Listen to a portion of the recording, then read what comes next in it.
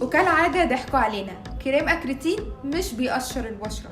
تعالى اعرفكم ازاي. عندنا مصطلحين مهم جدا نكون عارفين الفرق ما بينهم، هما اكسفوليشن وسيل تيرن اوفر.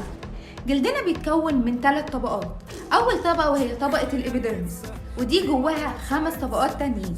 بتبدأ من تحت لفوق بطبقة اسمها البيزل لاير. البيزل لاير فيها خلايا بتبدأ تنقسم وتنتج لنا خلايا جديدة بتسافر للطبقة التانية، ويوم ورا يوم تبدأ تنتج خلايا جديدة وتبدأ تسافر الخلايا من التانية للتالتة ومن التالتة للرابعة ومن الرابعة للخامسة. العملية هنا بنسميها باسم السيل تيرن اوفر، يعني معدل تجديد خلايا البشرة. ودي الطريقة اللي بتشتغل بيها كريم اكريتين او اي مشتق من مشتقات فيتامين أ. ولكن الخلايا لما بتوصل للطبقة الخامسة بتكون مرتبطة ببعض.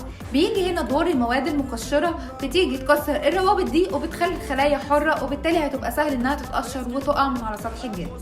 قولولي بقى في الكومنتس انتوا ليه بتستخدموا كريم اكريتين؟